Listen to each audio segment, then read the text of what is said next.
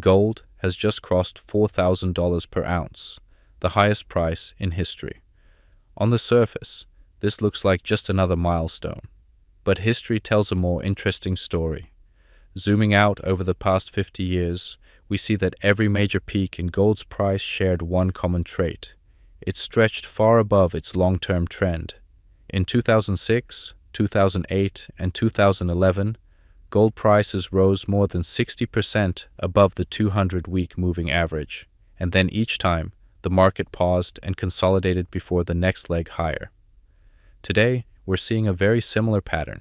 This isn't a prediction of collapse, but it is a signal that markets may be reaching temporary exhaustion. To understand why this matters, let's look at percentage deviation from the 200-week EMA. This oscillator measures how far gold is above or below its long-term average. When it exceeds 60%, it signals an unusually extended move, something we call an overextension. Historically, when gold hit these levels, momentum didn't continue unchecked. Prices often consolidated or corrected for several months, giving the market a chance to reset. We can see this clearly in 2006 and 2008, before the crisis-led correction, and in 2011, prior to a multi-year consolidation. Right now, gold is above that same threshold. It's a signal to watch closely, not panic, but caution and observation. There's another important factor this time. Central banks. Since 1996, U.S. Treasuries dominated foreign reserves. Gold was always secondary. But today, for the first time in nearly 30 years, central banks collectively hold more gold than treasuries. This isn't widely reported, but it's significant. It represents a strategic shift, governments diversifying away from the dollar and hedging against potential systemic risk. In a market sense, it's a quiet vote of confidence in gold as a safe haven asset, reinforcing long-term support at these elevated prices. The dollar plays a complementary role. Gold tends to move inversely to the dollar index. When the dollar weakens, gold rises in relative terms. Right now, we're seeing the same inverse correlation aligning, adding to the upward pressure on gold. Gold doesn't move in a vacuum.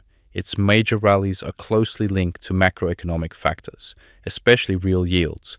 Currently, real yields are around 1.8%, not extremely low yet, which means there's room for a downward trend.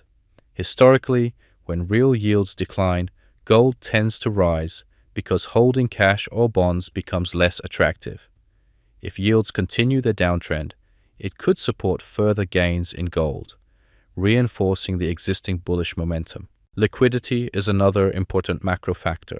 In past rallies, expansions in the Fed's balance sheet often coincided with gold's rise. After the 2020 quantitative easing surge, the balance sheet has been gradually declining, yet gold continues to climb.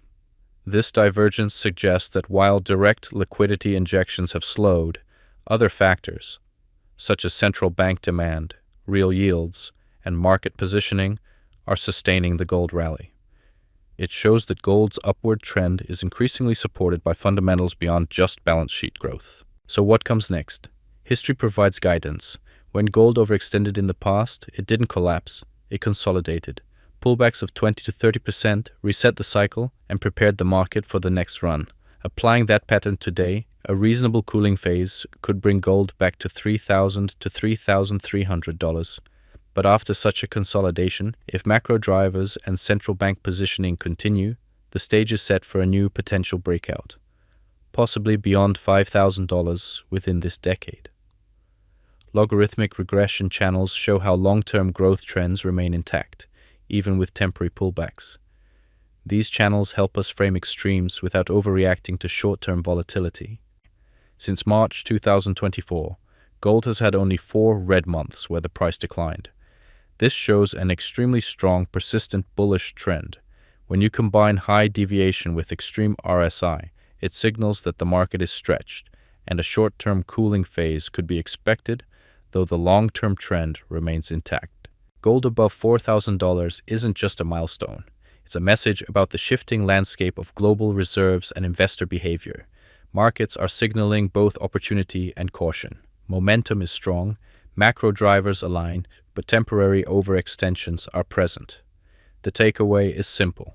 Watch the deviation, monitor crowd positioning, and understand that even golden rallies have natural limits. By following the data rather than the headlines, investors can navigate these cycles with perspective and discipline. If you found this analysis useful, make sure to subscribe and like this video. It helps us keep producing clear, data-driven market insights. Follow along for more actionable charts, historical context, and deep dives into market trends.